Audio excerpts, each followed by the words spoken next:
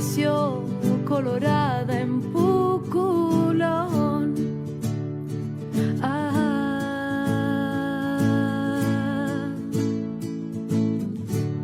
Es el agua amarilla de mi tierra que adornan pajaritos que al cantar en mis cuerdas me invitan para bailar.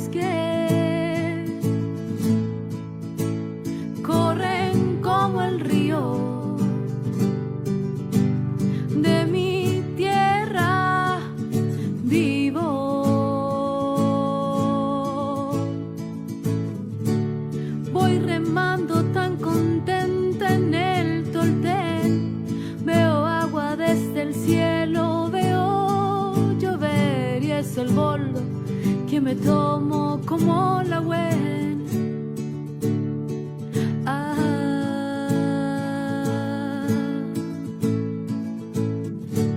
Del estero hacia el río y después al mar. Es el agua que da vida a mi cantar. No tan solo limpia el cuerpo, limpia el alma.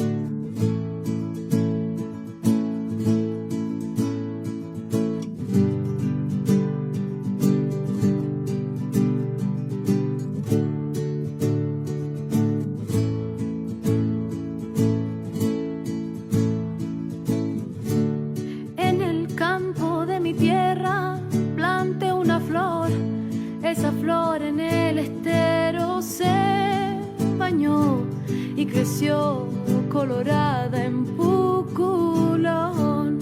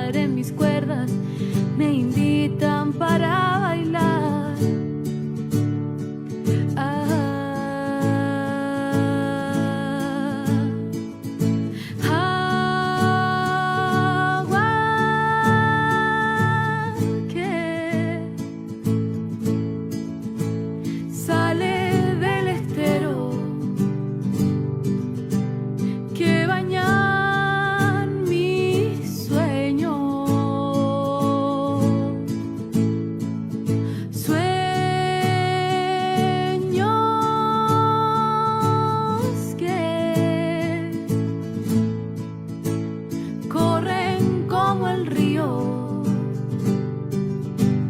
de mi tierra vivo.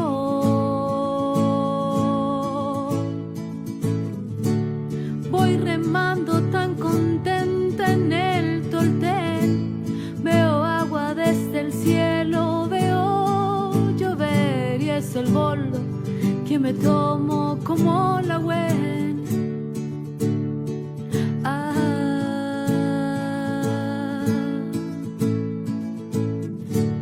Del estero hacia el río y después al mar, es el agua que da vida a mi cantar. No tan solo limpia el cuerpo, limpia el alma.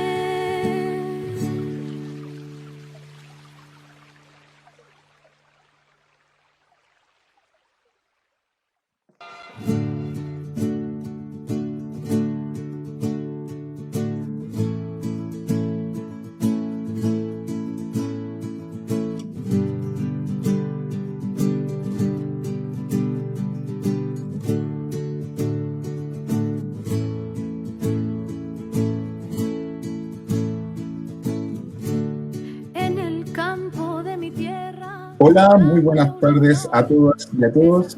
Les damos la más cordial bienvenida al cuarto seminario de una serie que realizaremos hasta fin de año. Hoy, al cual hemos llamado Diálogos País. Mi nombre es Héctor Morales, soy el director regional de la Fundación para la Superación de la Pobreza de la región de O'Higgins.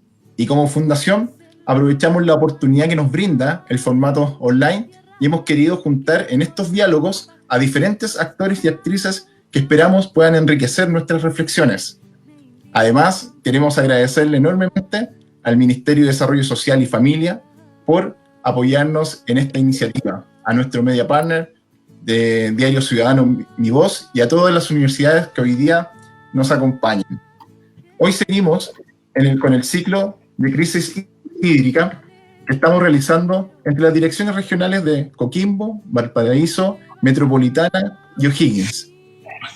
Viendo que el país enfrenta una problemática de la crisis hídrica y cómo se agudiza profundamente, producto del aumento de la demanda, el cambio climático y la mega sequía, que son escenarios que hoy vivimos en nuestro país, y en donde ha disminuido en más de un 30% las precipitaciones, en donde la agricultura ocupa el 70% de este recurso y donde el 25% de la escasez se le atribuye a los efectos del cambio climático.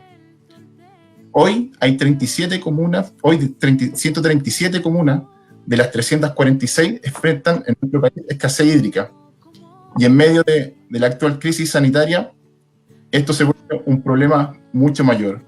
Frente a esta situación, la acción de la academia se torna necesaria para buscar las soluciones. Por eso este ciclo los convoca hoy día.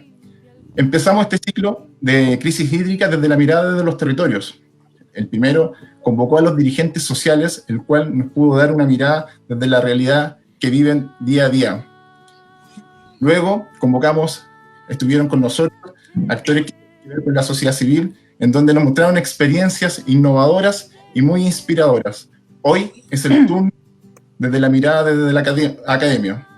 Y quisimos invitar para este panel a personas del mundo académico que están relacionadas con el agua y la problemática, y además muy cercanas a la Fundación y al programa Servicio País. Tenemos un panel de lujo. Hoy nos acompañan Evelyn Arriagada, investigadora del Observatorio de Desigualdades de la Universidad Diego Portales, a Manuel Pinto, profesor de Bioquímica y de Fisiología Vegetal de la Universidad de O'Higgins, Antonio Ugalde, investigador de la Facultad de Ciencias Exactas de la Universidad de Playa Ancha, y Daniela Enríquez, que es directora alterna del Instituto de Políticas Públicas de la Universidad Católica del Norte. Antes de invitar a nuestros panelistas, les invitamos a dejar sus preguntas en el chat. Finalizado las exposiciones de cada uno de ellos, les vamos a hacer las preguntas para que puedan responderlas.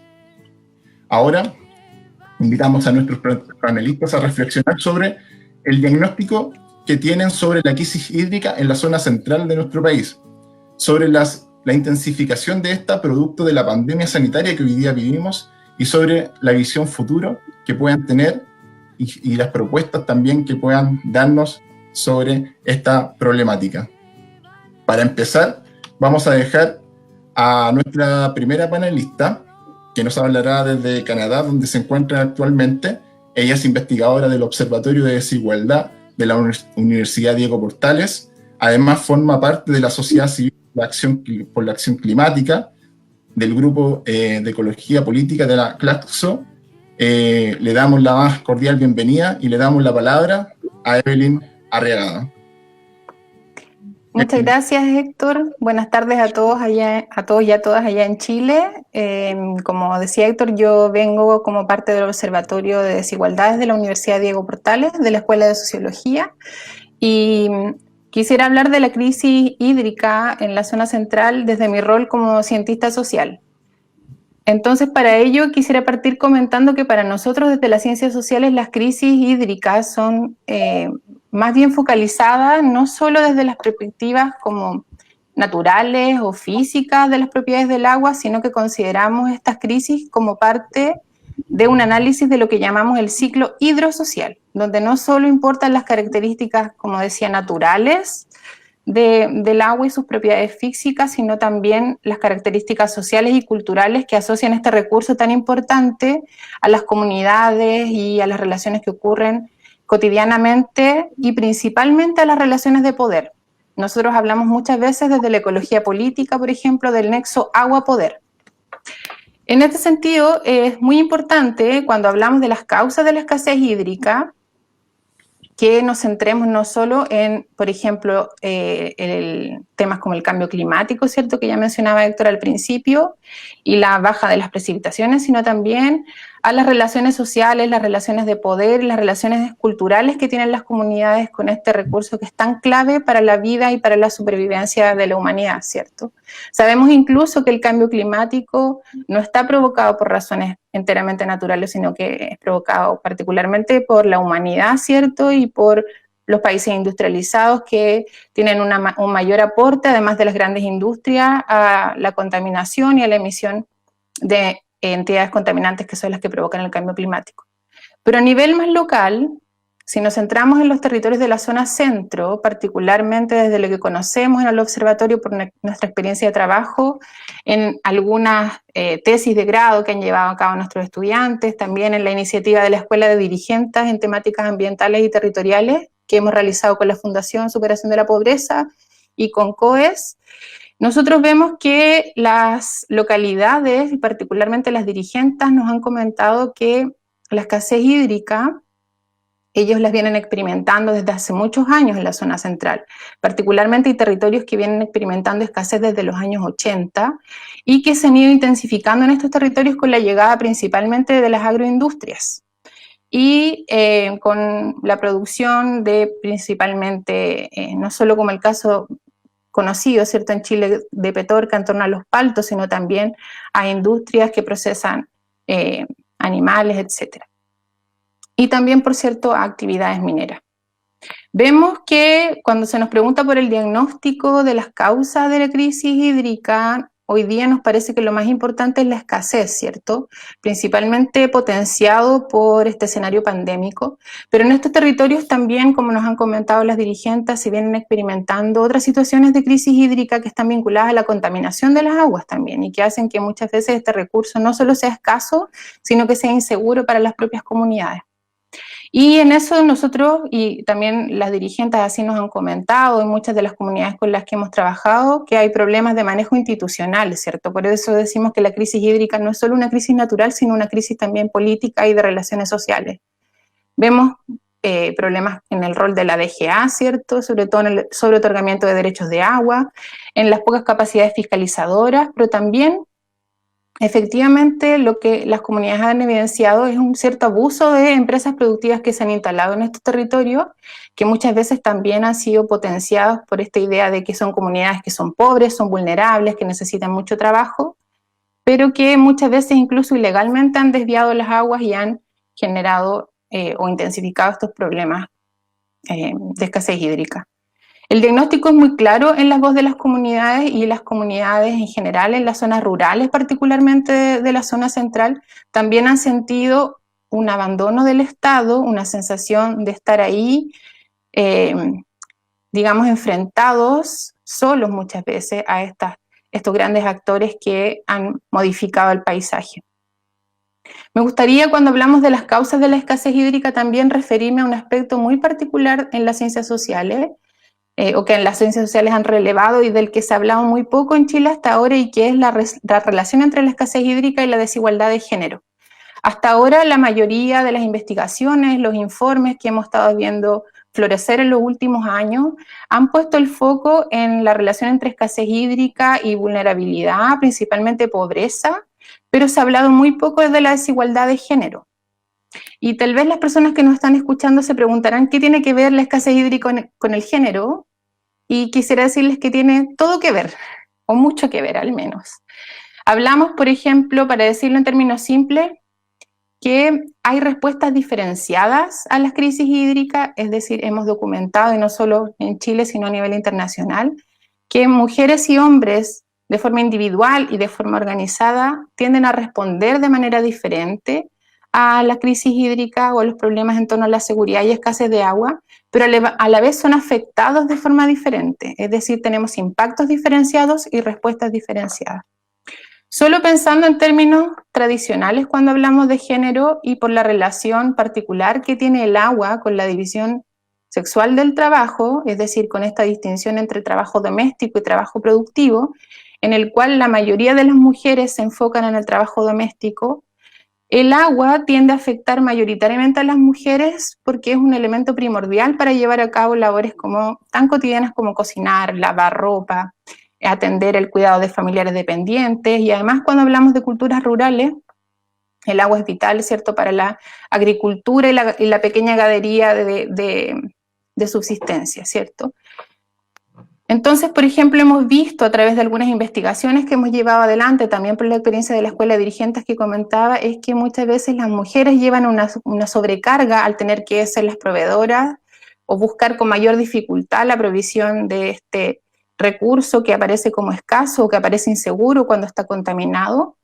y a la vez tener que hacer miles de labores cotidianas para poder cuidar este recurso escaso. Entonces, por ejemplo, en una tesis de una de nuestras estudiantes en el sector, en la región de O'Higgins, las mujeres contaban que han tenido que transitar, dejar de utilizar, por ejemplo, lavadoras modernas y volver a lavar a mano para utilizar y reutilizar esa agua, cuidarla, usar las aguas grises, etcétera, con una serie de cargas a nivel de salud física, lo que produce, por ejemplo, artrosis, enfermedades en las articulaciones, pero a la vez estrés emocional muy fuerte y a la vez cambios en las condiciones de vida, porque adicionalmente muchas de estas mujeres se han visto empobrecidas por no contar con este recurso.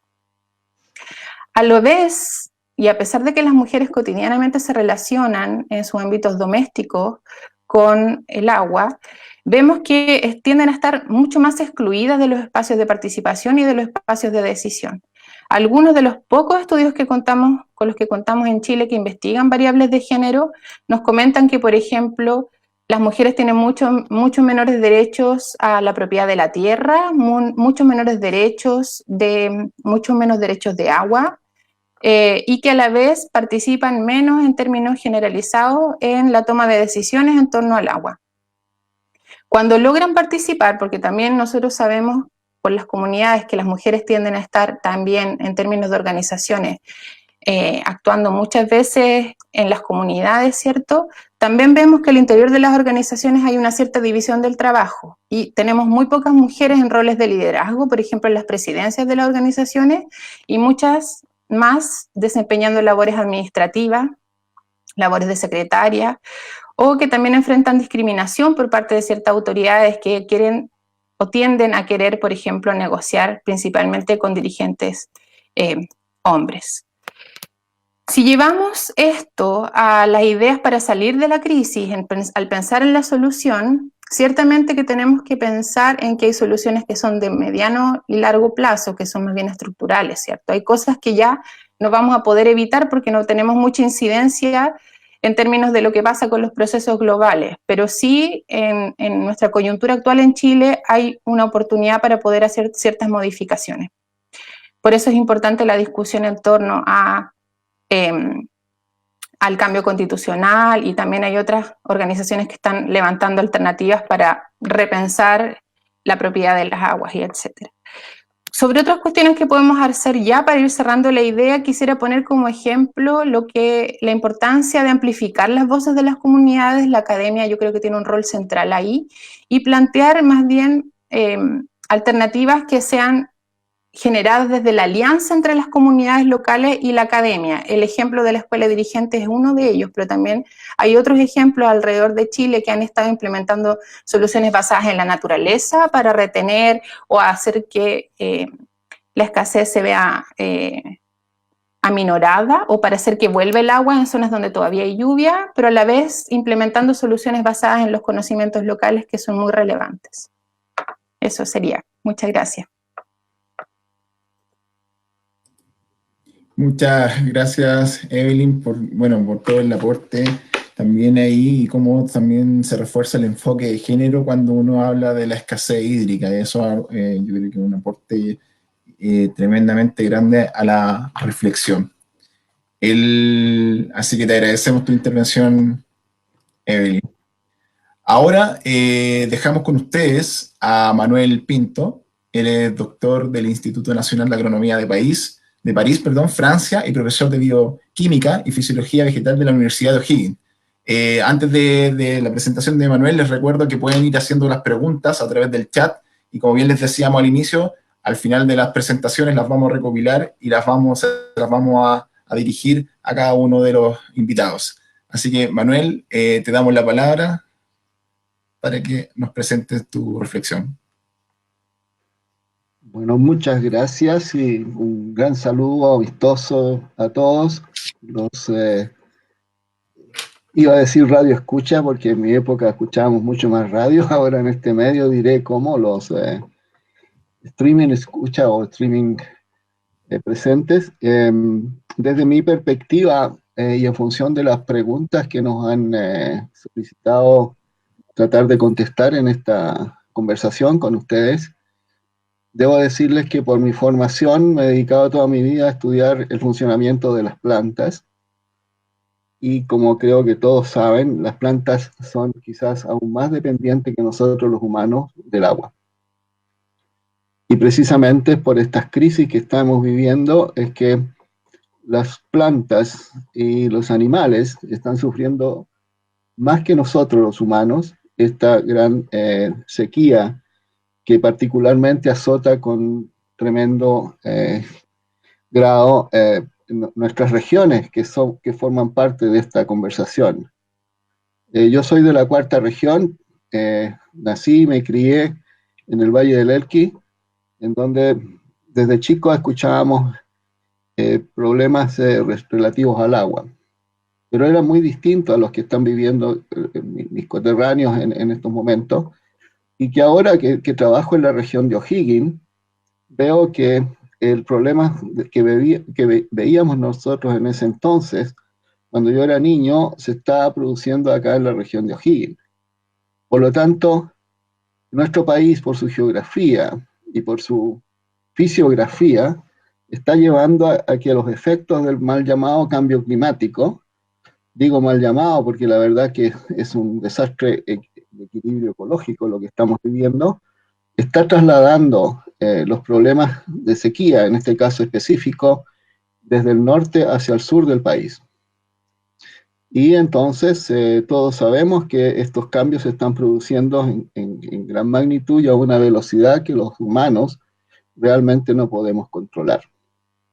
Y es ahí mi preocupación, puesto que desde el punto de vista de las plantas se han demorado millones de años en evolucionar y adaptarse a las condiciones en las cuales ellas viven.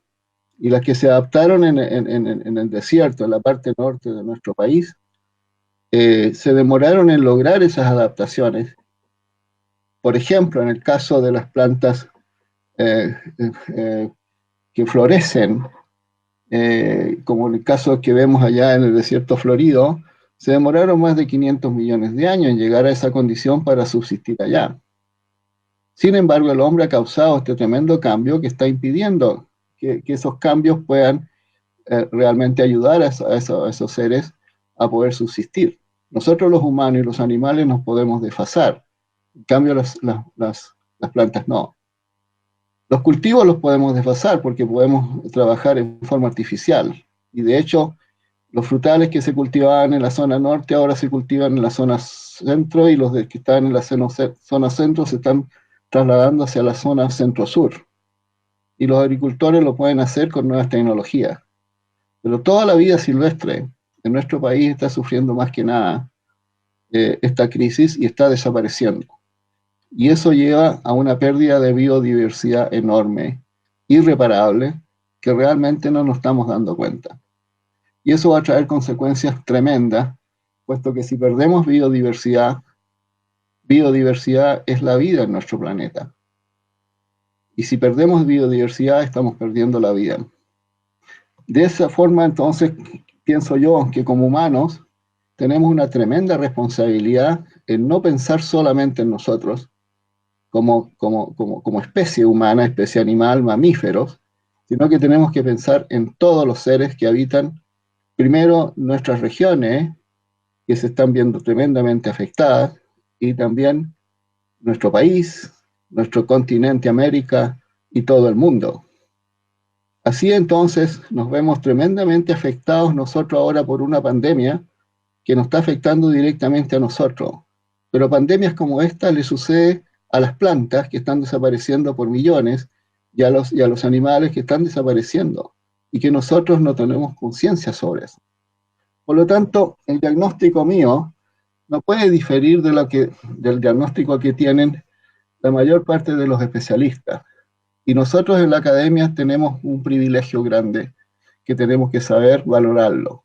Es que podemos al menos pensar y desarrollar teorías y desarrollar soluciones a mediano y largo plazo. No es que yo cuestione, sino que invito a pensar, pero en estas crisis, claro, es tremendamente importante adoptar medidas de inmediato para salvar la situación inmediata. Pero esto es más allá del inmediato. Esto se vino a instalar y viene, como les decía, desarrollándose desde hace muchos años, donde muchos años atrás nadie creía que el cambio climático se nos había instalado. Aún hay algunos dirigentes mundiales que aún no creen, pero la estupidez humana no tiene límite. Y así nos enfrentamos nosotros entonces en que si no tenemos posibilidades de razonar en tal sentido, nuestros modelos de desarrollo no van a traer soluciones, porque van a ser soluciones simplemente inmediatas. Estamos en una sociedad en que está basado el desarrollo en función del consumo. Y el consumo humano, básicamente, es ilimitado porque obedece a necesidades que son ilimitadas porque constantemente se están creando. Y si las necesidades que tenemos en la sociedad actual se siguen creando, las necesidades del mundo futuro y el aumento de la población van a seguir aumentando y va a seguir aumentando el consumo. Y el consumo se basa en la explotación de los recursos naturales, que yo digo mal llamados recursos naturales, porque la verdad es que deberíamos considerarlos como patrimonio de la humanidad. Y dentro de esos recursos está la explotación tremenda del agua, que es un patrimonio de todos, y por lo tanto se ha transformado en un bien escaso, y ese bien escaso, por supuesto que se le ha colocado un valor económico. Pero eso no resuelve el problema. Vamos a seguir destruyendo nuestro patrimonio, que es el agua. Y ahora se da la paradoja de que tenemos que importar agua incluso para poder beber. En nuestros supermercados vemos agua de los Alpes franceses. Cuando yo era chico, yo iba al canal con unas gamelas o baldes y traíamos agua pura, había necesidad de clorarla. Sin embargo, la contaminación es otro factor, como señalaba la colega que me precedió, tremendamente importante porque para suplir necesidades está la industria cada vez utilizando cada vez más agua. En nuestra región O'Higgins, la contaminación de las aguas por la industria y por la minería industrial es tremendamente crítica y por lo tanto la investigación debe ser apoyada en ese sentido a nivel de las universidades y a nivel de los institutos para realmente cambiar una cultura. A mediano y largo plazo tenemos que trabajar. Las soluciones inmediatas obviamente son bienvenidas, pero si no restablecemos el equilibrio en el uso de los patrimonios que tenemos, como son el aire, el agua, el suelo, nuestra agricultura no va a ser sustentable nunca. Vamos a seguir administrando la crisis. ¿Qué soluciones vemos? La verdad es que yo no veo a corto plazo soluciones inmediatas, sino que más bien veo soluciones para seguir administrando una crisis que se nos instaló. Yo no sé cómo vamos a resolver este tema con las medidas actuales, cuando al año 2050 el consumo de agua por cada habitante va a ser alrededor de 250 litros por persona diario. Y si la población mundial va a aumentar a esa fecha y va a estar en esa fecha en 10.000 millones, ustedes pueden ver el desastre al cual nos estamos pensando enfrentar. Por lo tanto, desde la academia llamamos a la conciencia de los tomadores de decisiones, de los estados, a pensar en el inmediato para salvar, por supuesto, los problemas inmediatos. Pero hay que, en torno al agua, pensar, como también se nos puede venir después el problema del aire, que ya está totalmente contaminado. Pero hay que enfrentarlo primero con la educación, para cambiar los paradigmas de desarrollo de aquí a futuro, y con investigación para poder realmente restablecer los equilibrios que para mí son este desequilibrio que hemos causado, es el gran causante de los problemas de crisis que estamos viviendo. Entre ellos la crisis pandémica, que sinceramente no es otra manifestación que realmente el sistema global en que estamos inmersos, en donde los problemas locales se transforman en globales y no podemos tener esperanza en soluciones parciales, sino que tenemos que pensar en soluciones a mediano y largo plazo que restablezcan este equilibrio. Muchas gracias. Muchas gracias, Manuel, por tu reflexión que nos aleja en cierta forma de la mirada antropocéntrica con respecto a la escasez hídrica, incorpora, digamos, como una mirada más de la biodiversidad y cómo hay todo un sistema que se ve afectado no solamente por la escasez, sino también como el uso del agua también afecta a la biodiversidad. No sé si hay alguna reflexión final con respecto a tu intervención o continuamos, Manuel. No, lo dejamos para las preguntas. Quizás me escapé un poco del focus, pero pensé que era importante hacer una reflexión más global, puesto que es responsabilidad de la academia y somos privilegiados de poder tener tiempo para pensar en eso. Perfecto. Muchas gracias, Manuel. Bueno, a modo de contexto, en el año 64, el 94% de los habitantes rurales no contaba con abastecimiento de agua potable, situación que en esa época motiva a generar políticas públicas para subsanar esa brecha. En términos de cobertura, los avances han sido significativos en las zonas densamente pobladas y semipobladas, logrando porcentajes sobre el 95% de cobertura en esa zona. Además, una inversión acumulada en los últimos 50 años de unos 1.350 millones de dólares, que es bastante.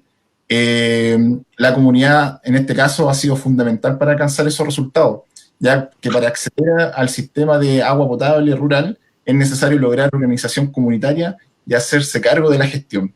Si bien los resultados señalados han sido importantes, hoy en día aún existen 1.432.000 personas sin acceso al agua potable, de los cuales la mayoría son de zonas rurales. Y en el escenario que hoy día vivimos de escasez hídrica y con problemas socioeconómicos, tensionan de sobremanera la capacidad de las comunidades para gestionar el agua y sus apeadores. Para seguir con el panel, queremos invitar a Antonio Ugalde, que es muy cercano a nuestra fundación. Él es investigador de la Facultad de Ciencias Naturales y Exactas de la Universidad de Playa Ancha, miembro del grupo UPLAGUA, del Laboratorio de Telecomunicación y Monitoreo Ambiental. Así que, Antonio, te damos la bienvenida y la palabra para que nos puedas exponer tu mirada. Hola Héctor, buenas tardes a todos y a todas.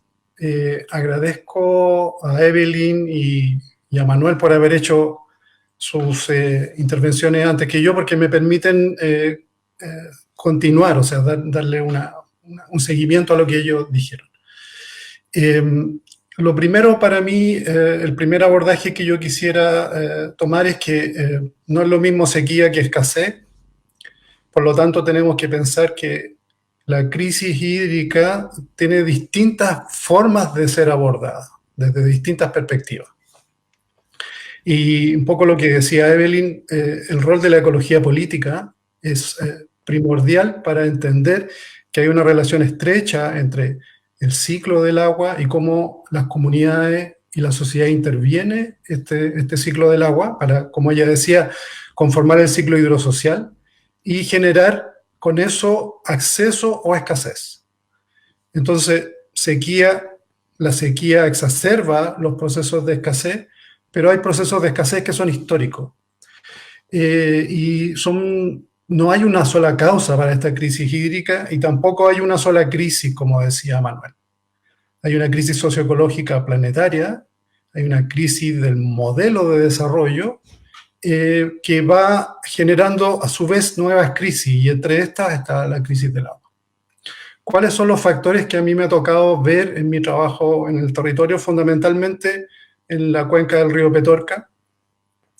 Primero, uno puede distinguir que hay una mirada del agua como un recurso, como una mercancía, y esto fragmenta las distintas perspectivas que tiene el agua para la comunidad, pero también para el propio sostenimiento de la biodiversidad, como decía Manuel.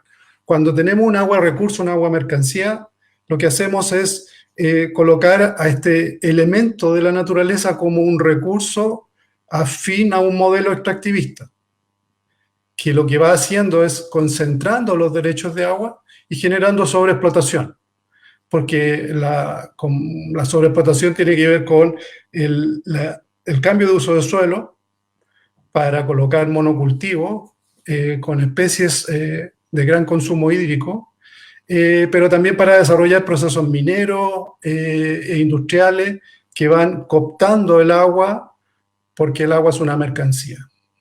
Y desde esa perspectiva, el agua vida deja de tener su rol y deja de ser importante para la sociedad. Por lo tanto, la escasez es una escasez política que tiene que ver con el poder, la desigualdad, la pobreza y la exclusión.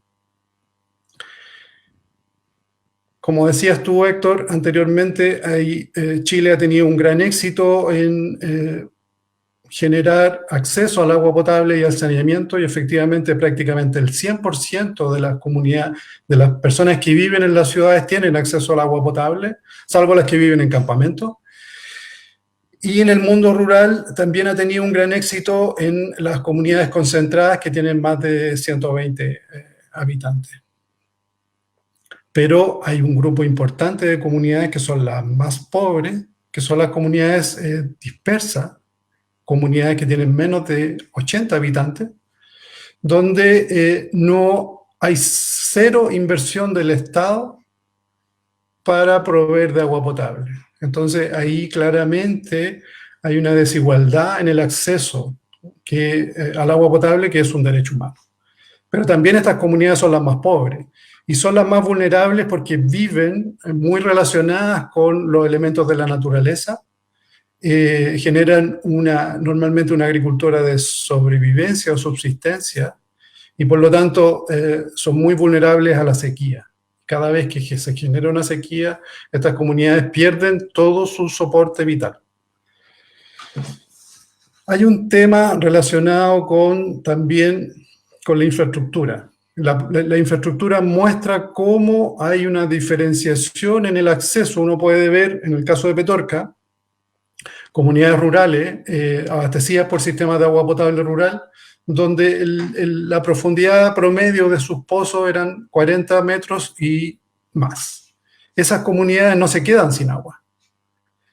Pero las comunidades que tenían pozos de menos de 40 metros, y nosotros hicimos un estudio donde en una gran parte de comunidades, casi el 50%, tenía pozos de 20 metros de profundidad, porque era la infraestructura que podían acceder con recursos propios, ¿ya? En general, pozos noria o vertientes, ellos se quedaron sin agua.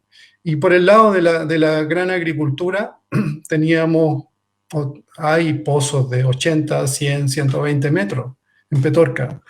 Y eso se da en todas las cuencas, donde el que tiene poder y acceso a recursos financieros e incluso a subsidios del Estado, puede generar obras para acceder al agua. Y ahí uno puede ver, por ejemplo, la política de mejoramiento del riego, que aparentemente es una política que debería tender a mejorar la gestión del agua, sin embargo lo que ha hecho es generar más escasez. ¿Por qué? Porque lo que hacen los inversores agrícolas, en definitiva, es acceder a subsidios del Estado o financiar sus propias obras de mejoramiento, colocar riego tecnificado, y con eso pueden ir ampliando sus territorios y cubrir las laderas donde había vegetación xerofítica y, como decía Manuel, con bajo consumo hídrico, especies adaptadas a la escasez. Sin embargo, hoy día vemos todas esas laderas con palto. Y eso con aporte del Estado. ¿Por qué? Porque el Estado ha estado al servicio del modelo extractivista.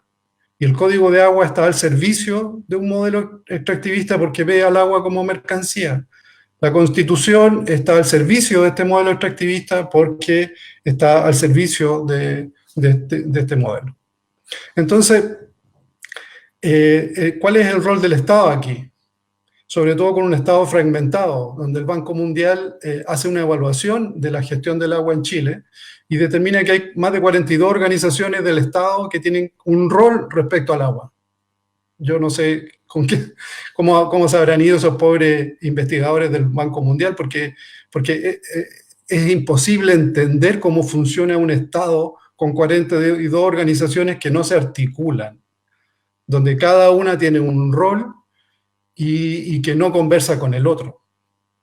Y hay un último aspecto que a mí me gustaría tocar, que tiene que ver con la desertificación y la degradación del suelo y la vegetación. Efectivamente, como decía Manuel, el desierto está avanzando, se supone que está avanzando 4 kilómetros al año, y las zonas que son semiáridas, las zonas de la región de Coquimbo se están convirtiendo en zonas áridas. Nosotros estamos avanzando hacia también nuestras zonas semiáridas de la parte norte de la región de Valparaíso se están transformando en zonas áridas, y el desierto va avanzando la degradación del suelo, va avanzando la erosión, y por lo tanto el suelo ya no tiene la capacidad de retener el agua. Las napas no se recargan, las vertientes desaparecen, y aquellos más pobres que tienen los pozos Noria y las vertientes quedan sin agua. Entonces, son esas las comunidades donde la crisis se manifiesta con más fuerza. ¿Y cuál es la relación con la pandemia? La pandemia lo que hace es intensificar los efectos de la crisis hídrica, porque deja a la gente sin agua y en medio de recomendaciones de lavado constante, higiene intensa, y bueno, ¿y si no tengo agua? Hubo una resolución del Ceremi de Salud de la región de Valparaíso que determinaba que durante la pandemia se iba a aumentar la provisión de agua de los camiones de aljibe de 50 a 100 litros por habitante. 8 días después, el Ceremi genera una nueva resolución dejando sin efecto la resolución. Entonces, inentendible que el Estado, en este caso el Ceremi de Salud, en una medida muy valorable, determine que es necesario que la comunidad tenga más agua, y debe haber llegado la instrucción de alguien que le dice no hay recursos para esa medida. ¿Y qué escenario tenemos de futuro? Tenemos un escenario futuro de alta incertidumbre, donde el cambio climático lo que va a hacer es intensificar la disminución de las precipitaciones, por lo tanto de la disponibilidad de agua. Va a intensificar la sequía, se supone que van a haber sequías cada vez más recurrentes, más intensas, y por lo tanto el factor de oferta hídrica va a verse muy tensionado.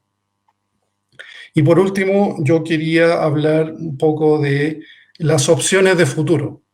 A mi entender, cuando uno analiza la causa profunda de la escasez, ve que esto tiene que ver con el antropocentrismo, con el patriarcado, con el individualismo, con el egoísmo, con el consumismo, con las sociedades explotadoras de la naturaleza, con el extractivismo. ¿Cuál es la opción a eso? Es la sociedad del cuidado, donde somos capaces de transformar nuestras relaciones, donde el patriarcado tiende a ir desapareciendo y surge o se recuperan los conocimientos ancestrales, y el matriarcado, donde el feminismo y el ecofeminismo surge con mucha fuerza, como lo está haciendo en el mundo, y donde se pueden rescatar los conocimientos ancestrales de los pueblos originarios de gestión del agua, de gestión de la naturaleza, de convivencia con la naturaleza como parte de ella y no como dominadores en esta mirada antropocéntrica. Y por lo tanto, la respuesta es una respuesta hermosa desde la solidaridad y desde la empatía. Eso. Muchas gracias, Antonio, por tu presentación, que claramente nos mete en un tema que tiene que ver con la desigualdad, incluso respecto al agua y las brechas que existen, las brechas sociales que existen, y cómo culturalmente también se ha ido moldeando en cierta forma el uso y la posibilidad de poder obtener el recurso de forma más equitativa. No sé si tienes algún otro comentario para cerrar tu presentación. Todavía queda un tiempito. Sí, yo quería insistir con un poco cuál es el rol de la academia y de los investigadores en esto. Por lo menos el abordaje que nosotros hemos tratado de hacer, efectivamente desde la ecología política, pero también desde la pedagogía de la liberación que plantea Paulo Freire. Porque aquí efectivamente hay un sector de la sociedad que está oprimida y que está excluida. Y esos oprimidos y excluidos tienen que entender las causas de la opresión y de la exclusión para poder generar una sociedad de seres humanos libres. Y desde esa perspectiva, lo que debe hacer la academia es facilitar los procesos de reflexión en el territorio para responder a estas crisis. Muchas gracias, Antonio, por tus reflexiones. Ya vamos a tener tiempo para seguir reflexionando con las preguntas de quienes nos están mirando desde la plataforma. Por lo mismo, los quiero invitar a que sigan haciendo sus preguntas. Está bastante interesante el panel, lo que hemos estado reflexionando. Las vamos a juntar y al final de las exposiciones se las vamos a hacer a nuestros invitados.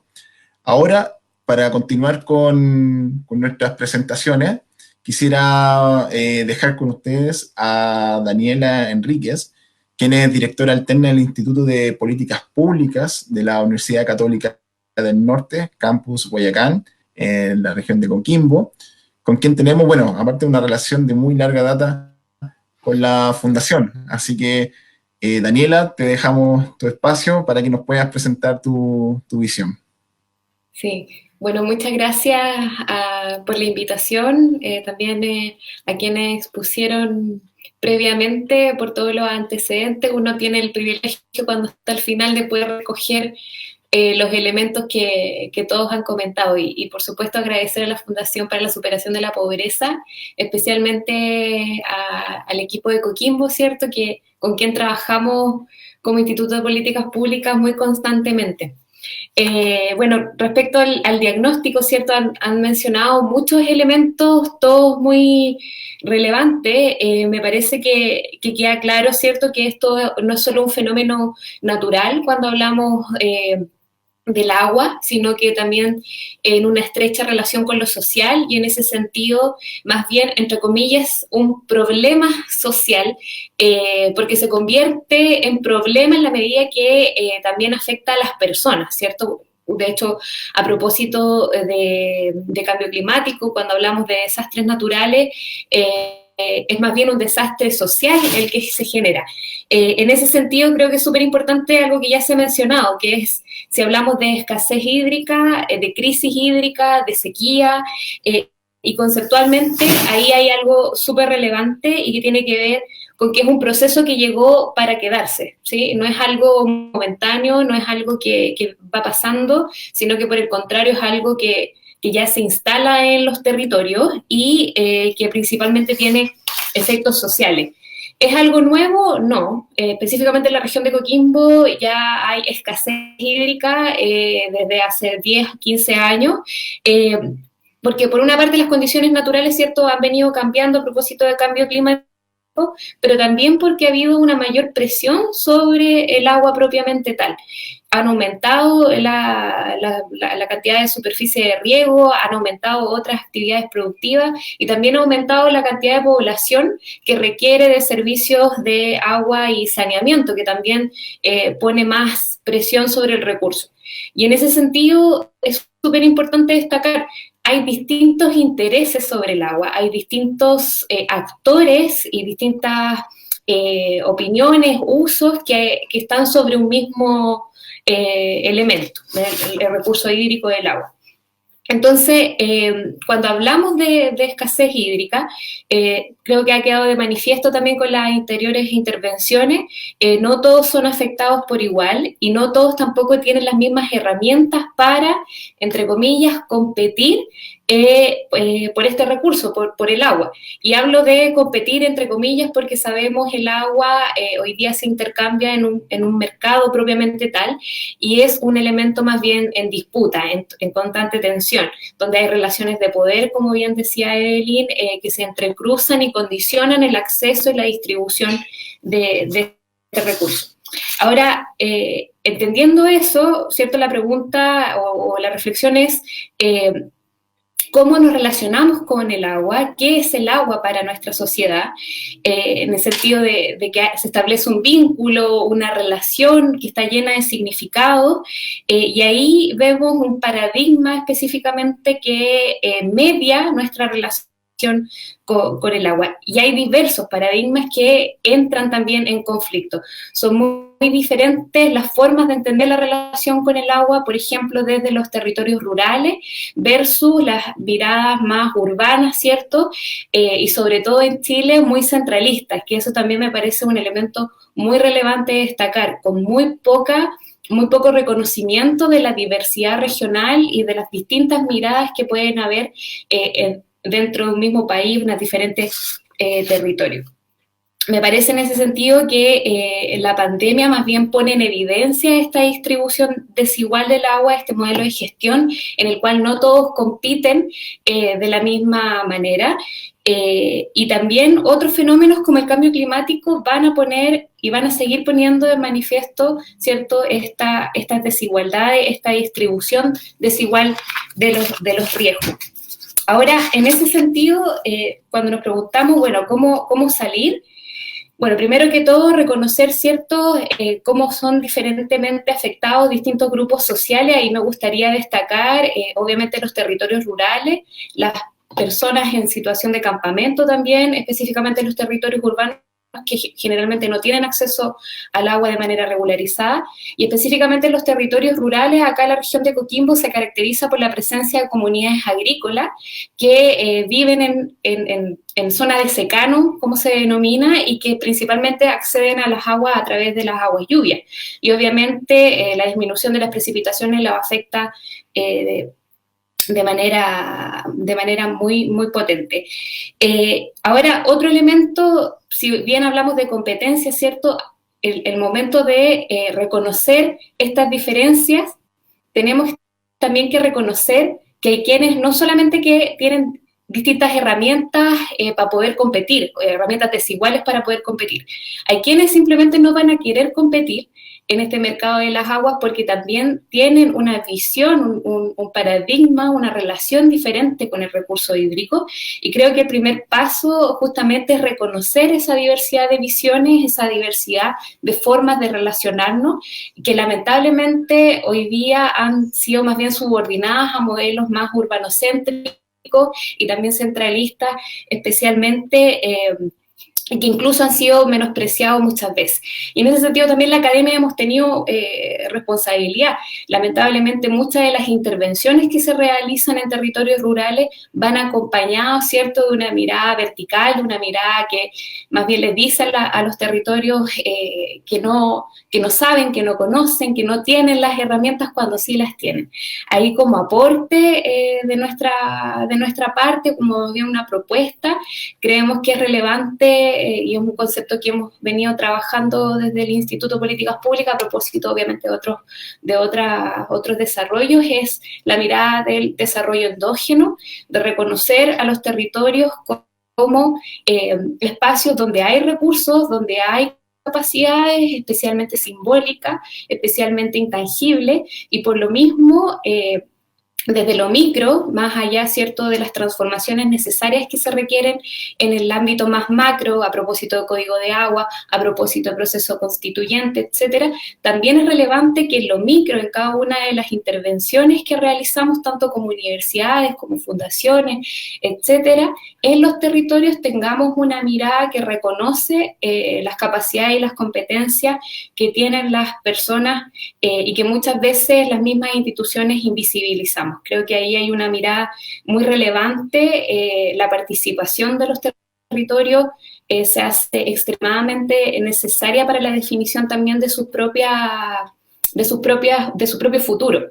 Obviamente ahí una mirada descentralista también es súper relevante.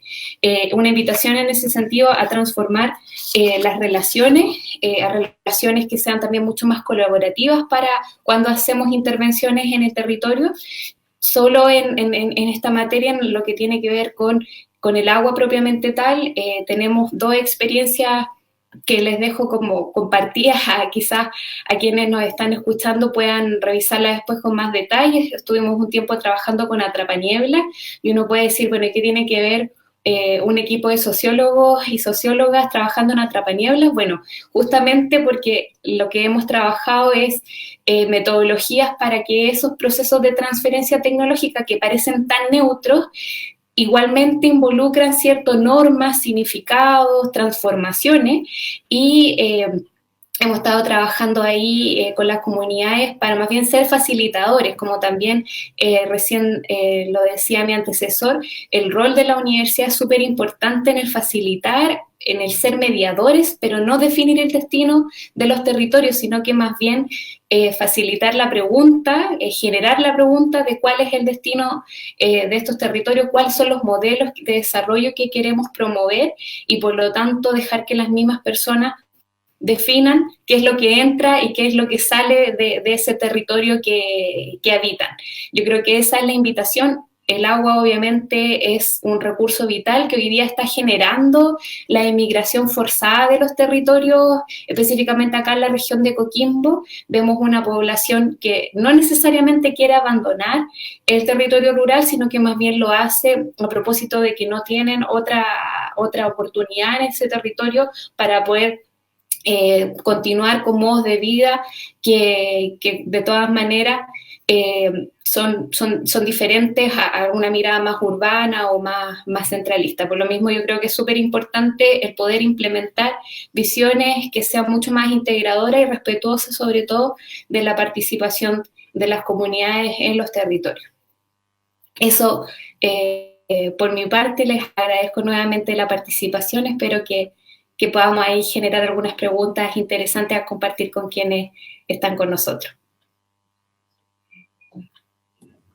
Muchas gracias, Daniela. Muy interesante, digamos, las reflexiones que en cierta forma nos abren muchas preguntas respecto a lo que nos plantean desde los distintos intereses del agua, como de repente miramos la problemática desde ahí, también temas de desigualdad y cómo también tiene impacto respecto a lo que tiene que ver con migración, etcétera. O sea, como que también nos introduce un poco en los aspectos, impactos sociales respecto al agua.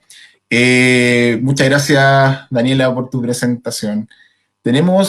Contarles que tenemos varias preguntas, también muchos comentarios a través del Facebook, saludos de los panelistas, desde la Araucanía, Valparaíso, de Pichidegua, en general de O'Higgins, Coquimbo, en San Vicente, Tagua, les mandan muchos saludos y los felicitan por las exposiciones.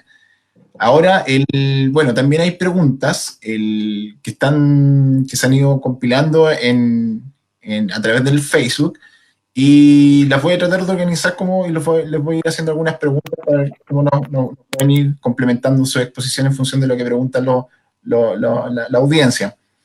Para Evelyn,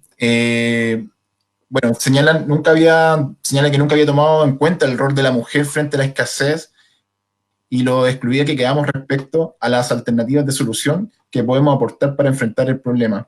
¿Cómo piensas que las mujeres podemos ser más protagonistas en las propuestas para mitigar la crisis? Evelyn, te escuchamos.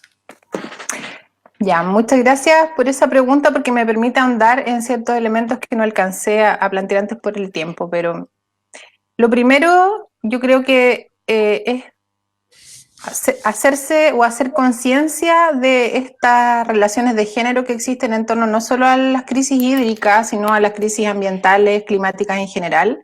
Ya es un primer paso. Hasta ahora, en general, lo que hemos visto, como yo planteaba al principio, es que muchos de estos temas han sido abordados como si fueran neutrales en términos de género o con un foco que es importante ciertamente, pero con un foco en desigualdades socioeconómicas o en diferencias a veces culturales, pero la temática de género hasta hoy no ha sido levantada.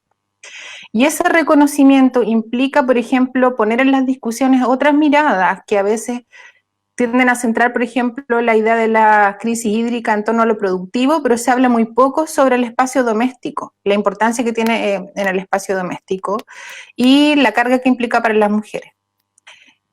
Otra forma de aportar, diría yo, es un poco en línea con lo que planteaban algunos de los expositores anteriormente y con los que estoy bastante de acuerdo, tiene que ver con más bien ser capaces de amplificar la voz de las comunidades y de las organizaciones y las iniciativas que ya se están llevando a cabo en los territorios. Nosotros en los últimos años hemos visto un florecimiento de organizaciones de mujeres en torno a los temas ambientales. Para nombrar algunos vinculados al agua, ¿cierto? Vemos que desde el MAT hay mujeres dirigentes que son voceras a nivel nacional, está Modatima Mujeres, dentro de la organización en la que nosotros como observatorio también participamos, que es la SCAC, la Sociedad Civil por la Acción Climática, también se organizó una coordinación feminista, y hay muchas más otras organizaciones a nivel territorial que han sido invisibilizadas y muchos liderazgos también que han sido invisibilizados. Entonces creo que un aporte es tratar de entender qué es lo que existe en los territorios, tratar de, desde los lugares que tengamos, poder amplificar esas voces, poder difundir lo que se está planteando y también en lo posible tratar de generar instancias donde esas voces puedan ser escuchadas y también articularse.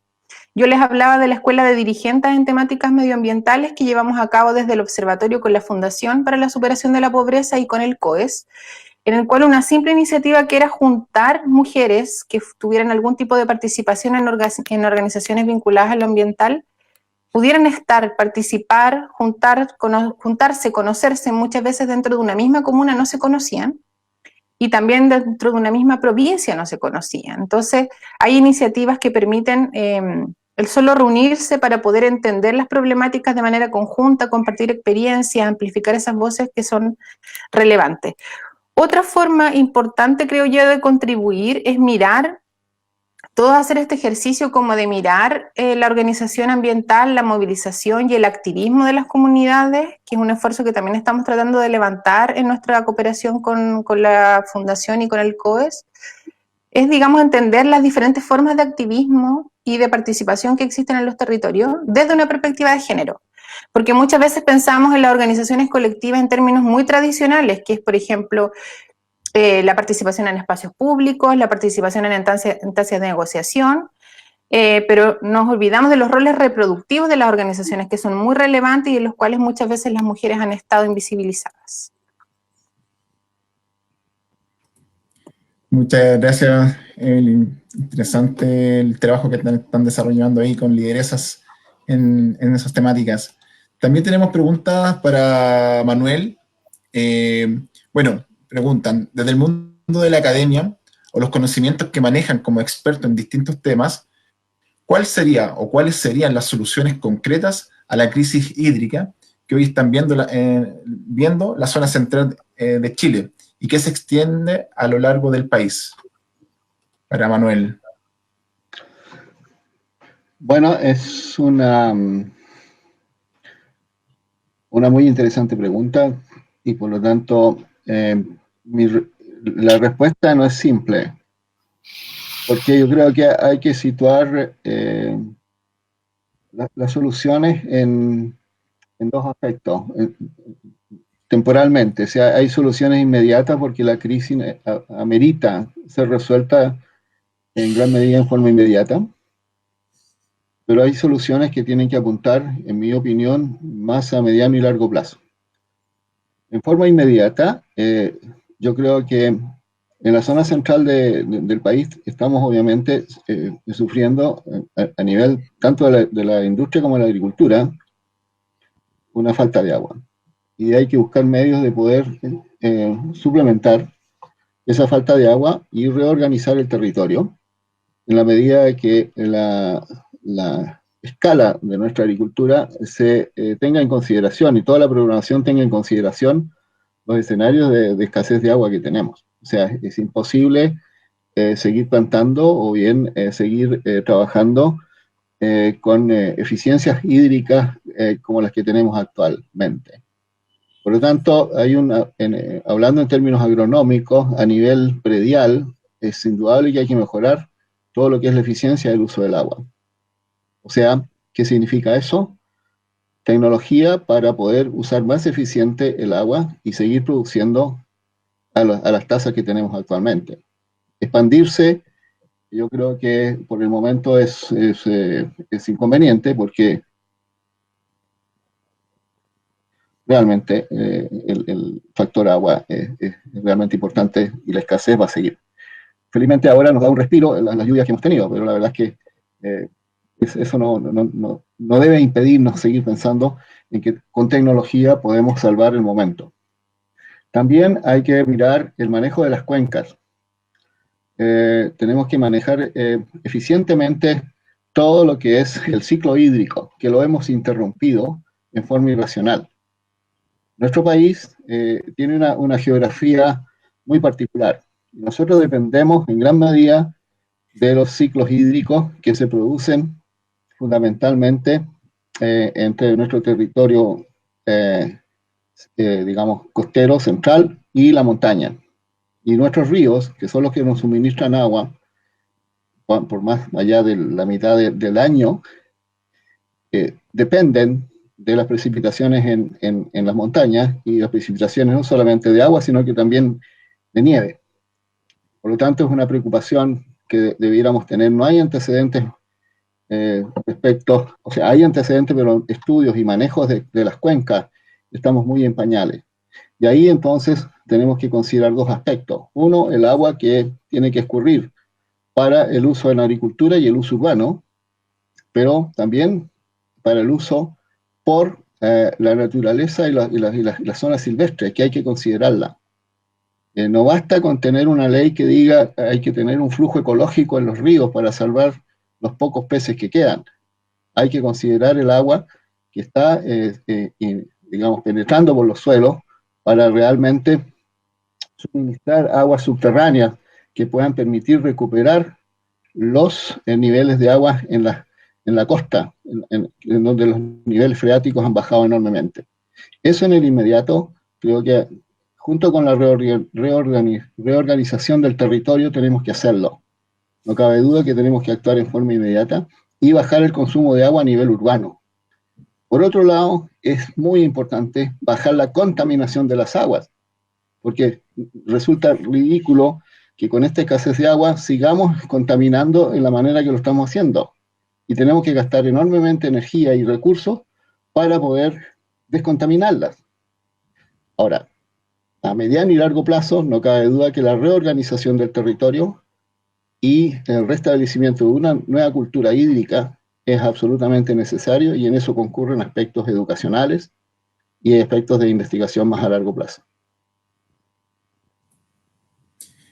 Muchas gracias por tu respuesta. El interesante es que también se van cruzando que esto no solamente tiene una dimensión de la problemática, hay muchos aspectos que hay que considerar para poder ir resolviendo tener una mirada de futuro para resolver este problema. Tenemos otra pregunta para Antonio, que, bueno, ahí señalan, planteaba la importancia de reconocer las costumbres de los pueblos originarios sobre el uso y cuidado de la naturaleza en general. En general, en función de eso, ¿cómo ve la incorporación de escaños reservados para pueblo originario en el proceso constituyente y en la elaboración de una nueva constitución?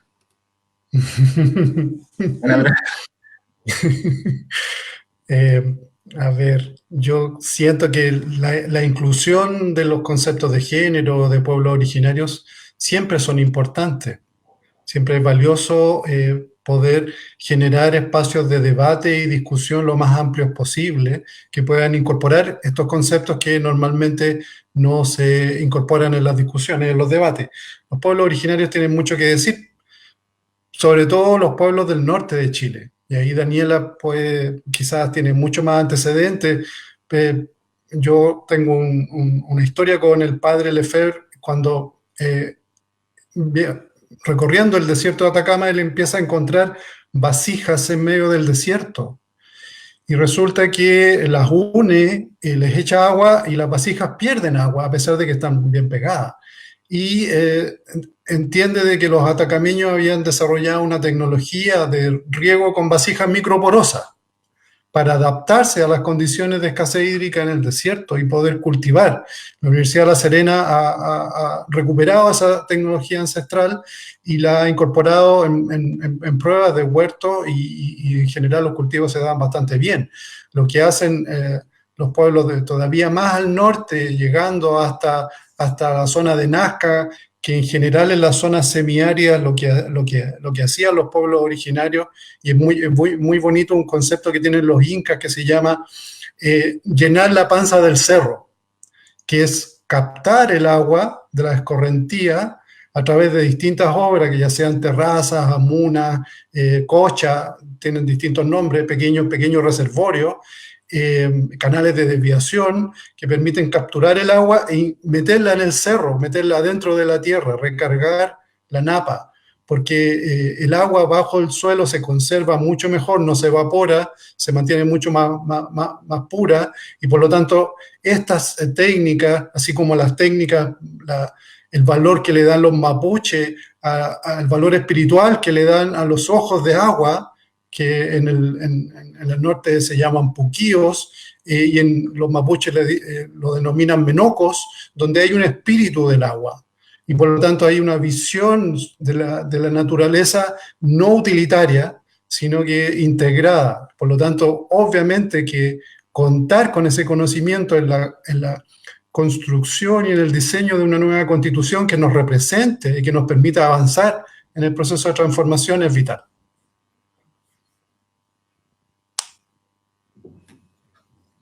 Muchas gracias, Antonio.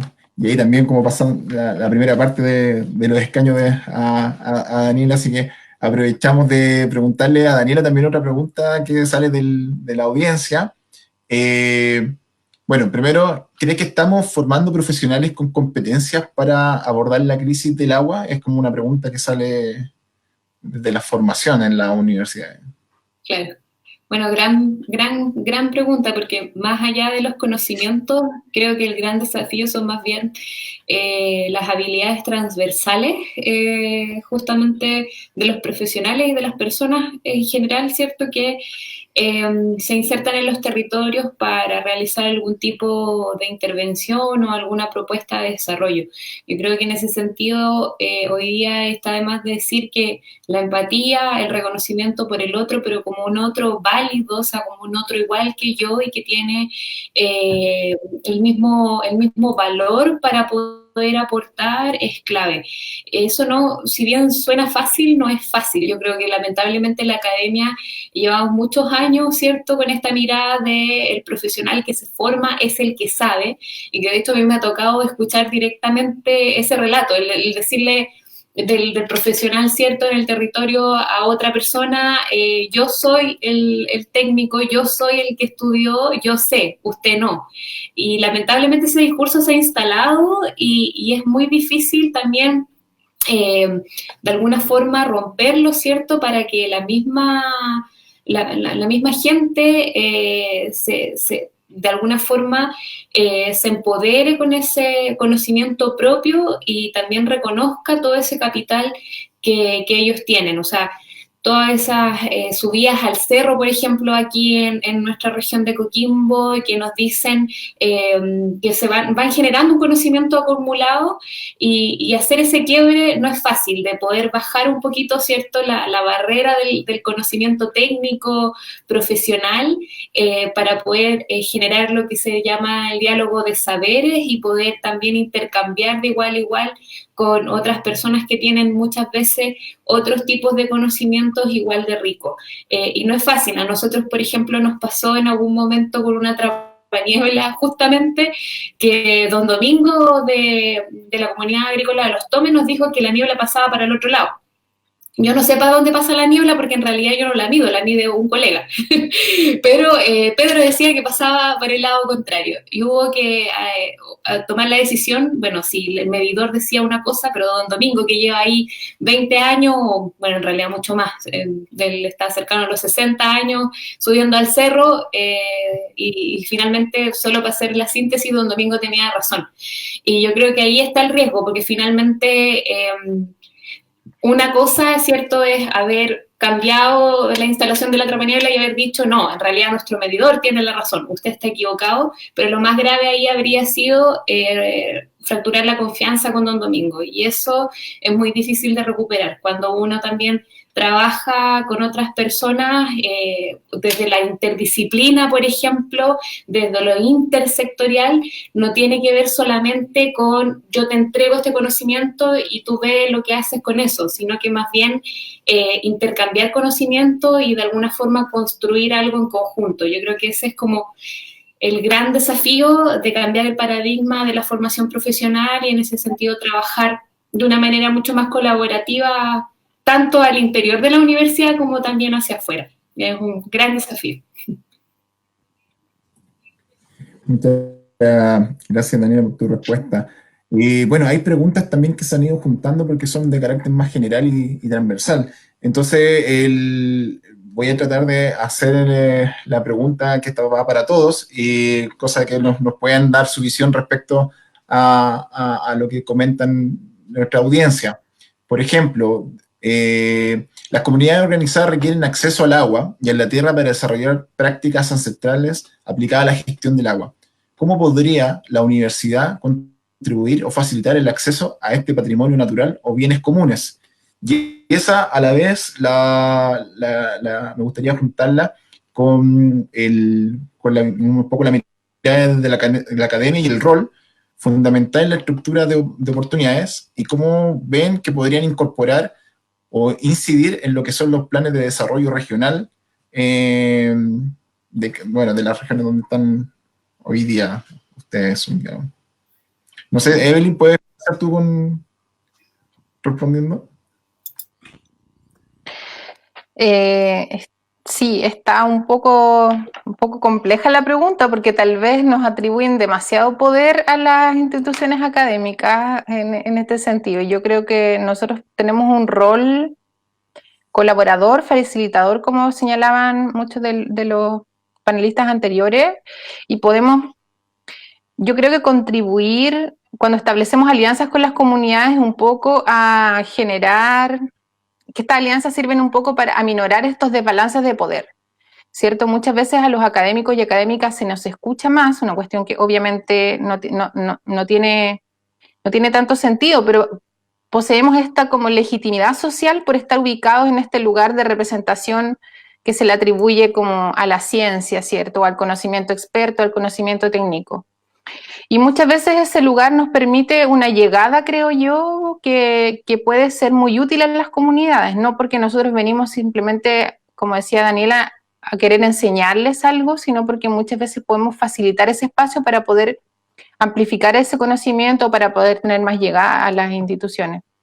Desde las ciencias sociales nosotros podemos contribuir mucho más a facilitar esos procesos y a dinamizar lo que es la organización de los territorios y a veces a poder, como yo planteaba antes con la experiencia de la Escuela de Dirigentes, a generar más redes territoriales que a veces comparten problemáticas pero que no lo saben porque se perciben aisladas y muchas veces no tienen las instancias generadas dentro de sus propios como organismos locales o de las autoridades locales para poder reunirse con organizaciones de otras localidades. A nosotros en la Escuela Dirigente nos gustaría avanzar hacia iniciativas de ciencia ciudadana, por ejemplo. Para eso vamos a tener que convencer a algunos profesionales de otras disciplinas, ¿cierto? No solamente de las ciencias sociales, para llevar a cabo iniciativas que estén mucho más ancladas en los conocimientos locales, tal como planteaban los colegas hace un rato, pero por ahora no estamos desafortunadamente aún en esa etapa, estamos más bien tratando de ver lo que es la incidencia más a nivel político, de políticas públicas y lo que es dinamizar la organización social y un elemento muy importante en términos de género que es fortalecer el empoderamiento de las mujeres, que muchas veces empieza con cuestiones tan básicas como la autoestima, con el querer valorar lo que ya se ha hecho y poder pararse frente a las autoridades y poder decir, reconocer ese conocimiento que ya traen y esa sabiduría que ellas ya han venido desplegando hace muchos años en sus territorios. Muchas gracias, Evelyn. ¿Antonio? Sí, yo quería complementar respecto a la pregunta de cómo las comunidades pueden acceder a la gestión de el suelo y la vegetación para poder hacer acciones de cosecha de agua y restauración ambiental. Hay instrumentos del Estado, o sea, lo que nosotros podemos hacer es acompañar el diseño de proyectos, por ejemplo, de restauración y recuperación ambiental a través de distintos fondos del Estado. Ahí está la ley de recuperación de suelos degradados que aplica el INDAP y el SAC, y que en lo personal a mí me toca dirigir un programa PRODESAL de la comuna de Quilpué y estamos generando parcelas demostrativas de cosecha de agua y lluvias con estas técnicas ancestrales con las comunidades campesinas. En general, las comunidades campesinas tienen muchos bienes comunes. En Petorca, por ejemplo, hay comunidades que tienen 20.000 hectáreas, 10.000 hectáreas en las zonas más alejadas y por lo tanto ellos pueden acceder a recursos, pero lo que hay que hacer es facilitar la llegada de conocimiento de las técnicas, hacer días demostrativos, giras demostrativas, llevar tecnología y acompañarlo en los procesos de diseño a través de sistemas de información geográfica, ordenamiento predial, y otras técnicas que se manejan en la academia. Entonces, es posible hacerlo y hay instrumentos.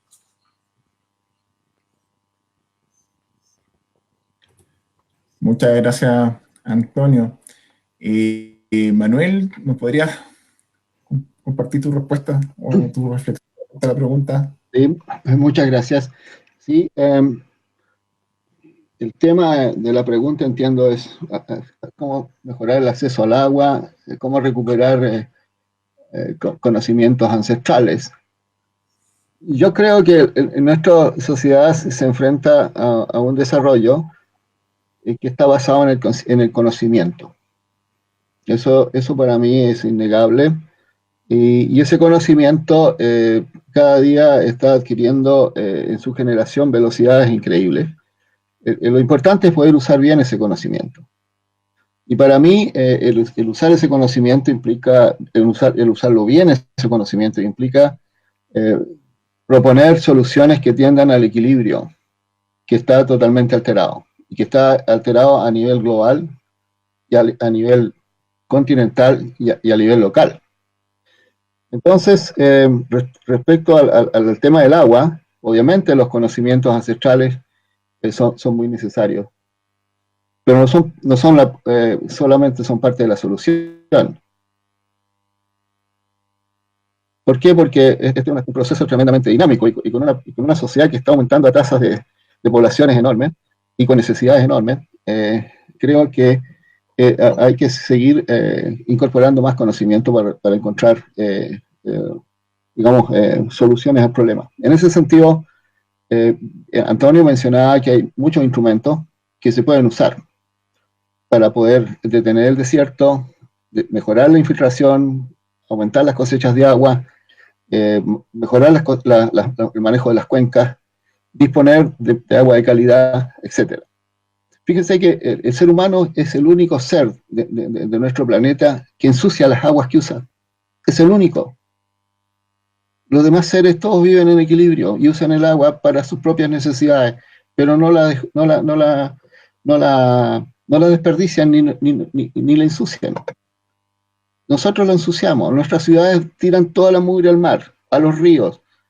¿Y de qué nos quejamos de deficiencia hídrica? Entonces, eso es conocimiento, eso es aplicar cultura, generar conocimiento para la cultura y volver a los equilibrios en el sentido de que nosotros los hemos destruido como seres humanos.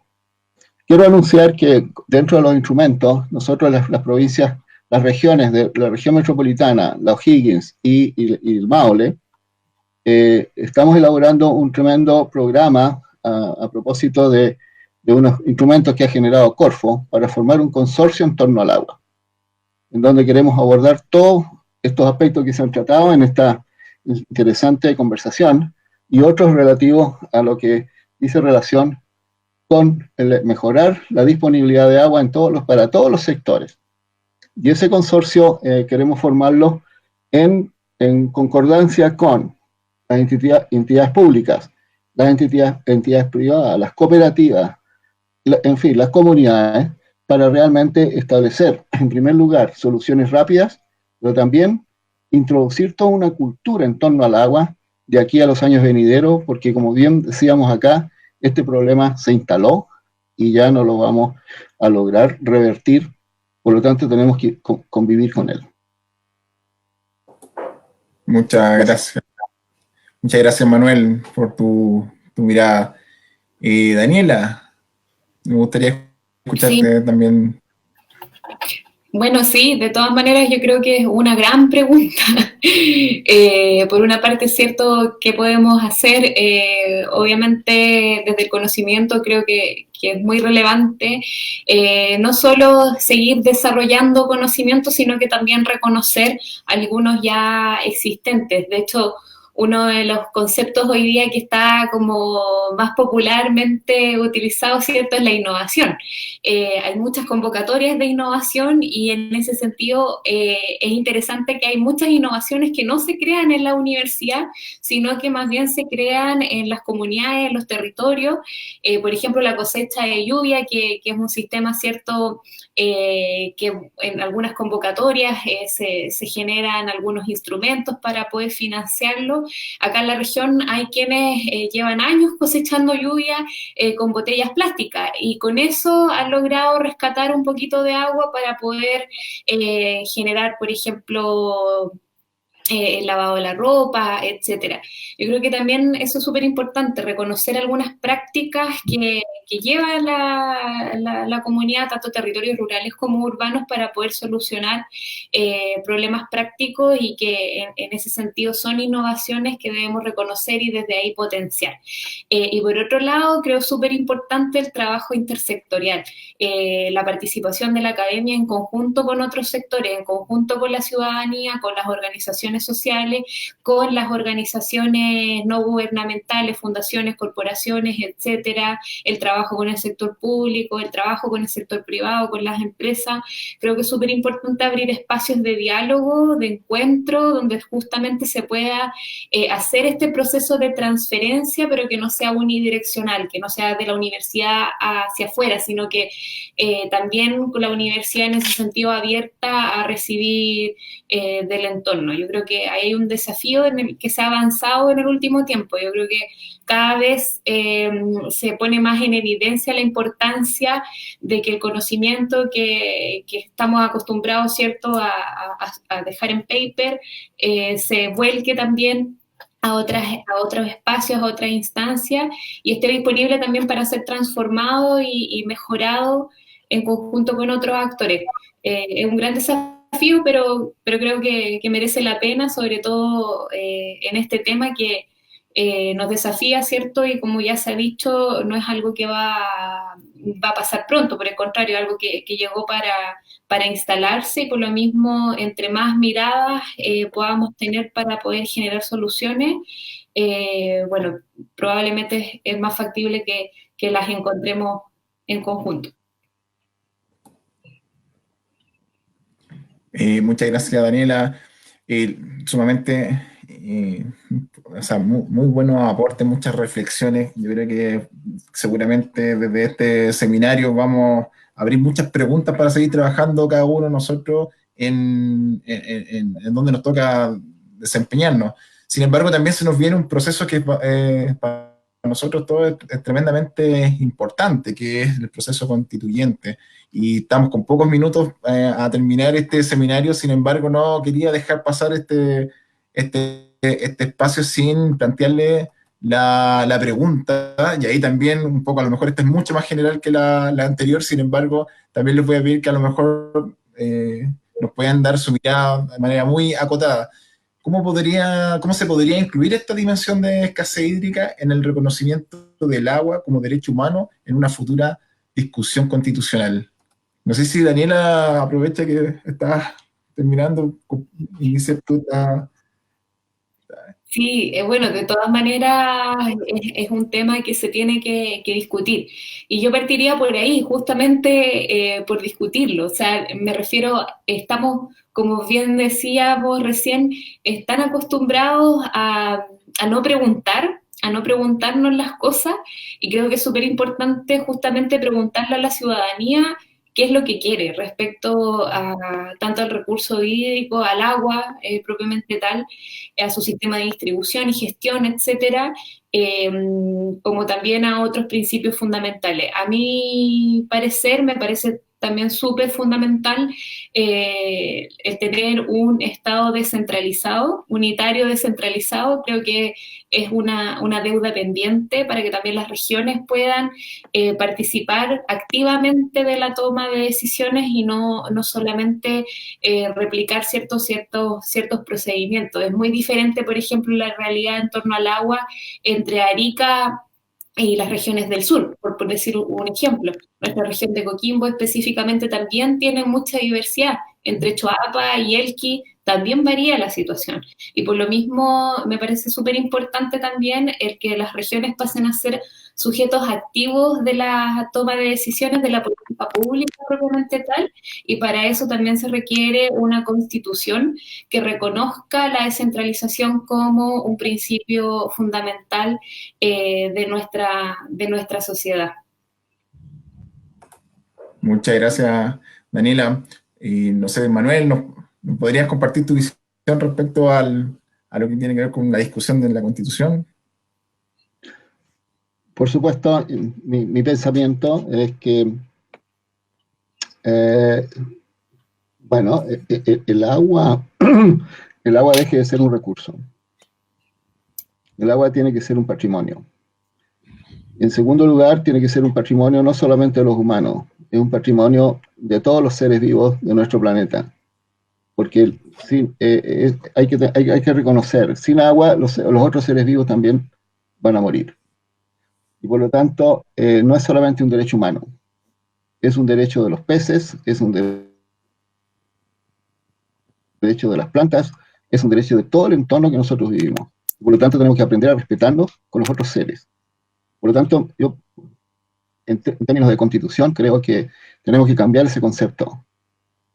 Dejar de entender que el agua, como el suelo, como el aire, son recursos. No. Son patrimonios. Patrimonios que la naturaleza nos brindó a todos y tenemos que vivir en equilibrio con ellos. Muchas gracias por tu visión, Manuel. Evelyn. Sí, para complementar algunas de las visiones, yo creo que hay que abrirse a la posibilidad no solo de volver a pensar el agua ya no como un bien de mercado, sino enfocada en los derechos humanos, ¿cierto? Como un bien centrado en esta idea de que es un recurso común, pero también creo que es importante abrirse a una discusión respecto a los derechos de la naturaleza, en la línea de lo que se planteaba antes, y ahí incorporar también muchas de las visiones de los pueblos indígenas y las concepciones ancestrales en que el agua no es solo un recurso, sino que más bien es una entidad que tiene su propia agencia, sus propios ciclos, y debemos iniciar esa discusión que hoy en día no está muy en la palestra. Yo creo que también es importante abrirse a repensar algo que nos parece imposible tal vez hoy día, pero repensar la reestatización de las empresas sanitarias y poder reorganizar todo lo que tiene que ver con la institucionalidad del agua. El dato que aportaba hace un rato Antonio, si no me equivoco, me parece increíble. Yo tenía esta idea de caos con las entidades estatales, pero no me imaginaba que era tan así. Y creo que todas esas instituciones deben rearticularse, repensarse y a la vez, yo creo más bien en una constitución que vaya a fortalecer la idea de bienes públicos y el rol del Estado en la administración y en la fiscalización del uso de estos recursos, como darle un poco más de fortaleza a esta idea que para muchos es antigua, pero en realidad yo soy una firme creyente en que el rol del Estado debe ser mucho más importante, y creo que la discusión constitucional es un excelente paso para eso. Muchas gracias, Evelyn, por tu visión. Antonio, para finalizar, digamos. Sí, mira, yo creo que la discusión constitucional es una gran oportunidad para repolitizar los territorios. La palabra política está muy desprestigiada. A mí me ha tocado mucho el trabajo con dirigentes sociales que dicen yo no hago política. Y están generando propuestas de diseño, de desarrollo de sus territorios, y ellos sienten que no hacen política. Entonces, tenemos que repolitizar los territorios y el rol que tienen las organizaciones sociales, las organizaciones de base, las organizaciones populares en ese proceso, y la Constitución nos puede dar ese maravilloso escenario de revertir lo que hizo la dictadura al desprestigiar la acción política. Luego de eso, efectivamente, la Constitución debería reconocer este concepto del agua como polisémico, o sea, que tiene muchas formas de verse. Yo no descarto que el agua sea un recurso, porque algunos es un recurso, pero el agua es un derecho humano, como decía Evelyn, y como decía Manuel y Daniela, también hay que tener una concepción biocéntrica, donde el derecho de la naturaleza y de los otros seres vivos a la vida sea preservada en una visión de país, porque finalmente la Constitución establece cómo nos vemos. ¿Nos vemos solo los seres humanos o nos vemos integrados y dialogando con la naturaleza en una coparticipación en este proceso de la vida. Y el proceso constitucional obviamente es una gran oportunidad para discutir eso, para fijar estos parámetros del agua como efectivamente un recurso, pero que la prioridad la tiene la vida. Y en algún momento, en aquellas cuencas donde haya disponibilidad según los balances hídricos, en un modelo de gestión integrada del agua basada en cuenca, donde esté el proceso de descentralización establecido en la Constitución, con un Estado fuerte que apoya a la gestión de las cuencas, podamos definir qué es lo que hacemos con un esquema de desarrollo basado en cuenca y cómo equilibramos el balance entre la disponibilidad del agua y las distintas demandas que tiene la sociedad. Muchas gracias, Antonio. Tremendas reflexiones. Les queremos agradecer profundamente a Evelyn, a Manuel, a Antonio, a Daniela, por ser tan generosos con respecto a sus reflexiones y visiones en cuanto al tema que nos convoca hoy día, que tiene que ver con la crisis hídrica. Sin duda fueron fuente de inspiración y de reflexión para todos los que están escuchando hoy día a través de Facebook y nos están siguiendo. Así que desde ya le agradecemos mucho el haber estado hoy día con nosotros, tomarse este tiempo para reflexionar en conjunto, y por cierto que las puertas y el trabajo que hacemos como fundación también está muy a disposición de lo que podamos hacer con las 4, digamos, universidades que siempre han sido nuestros tremendos aliados para poder desarrollar trabajos que tengan impacto en los territorios donde trabajamos. Así que desde ya le agradecemos enormemente la participación, y con esto estamos terminando el tercer seminario de ciclo de crisis hídrica, y los quiero dejar invitados a todos y a todas para el próximo martes, donde terminaremos este ciclo y vamos a tener la posibilidad de tener expositores desde el mundo municipal, en donde vamos a estar con alcaldes y también con la oficina hídrica de la Municipalidad de Petorca. Además, los quiero dejar a todos invitados a seguir estos diálogos y todos los que estamos desarrollando como fundación a través de la página www.superacionpobreza.cl.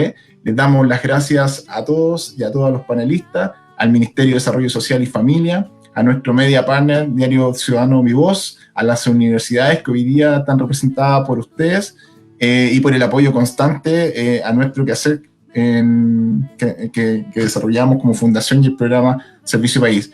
Y no puedo dejar también de agradecer a todos los profesionales del programa Servicio País que hoy día están desplegados a nivel nacional por el trabajo que desarrollan, el compromiso y las ganas que le ponen al trabajo con las comunidades. Así que muchas gracias a todos y a todas, y nos encontramos en el próximo ciclo de diálogo de ciclo hídrico. Hasta luego. Muchas gracias. Gracias. Gracias. Gracias por la invitación.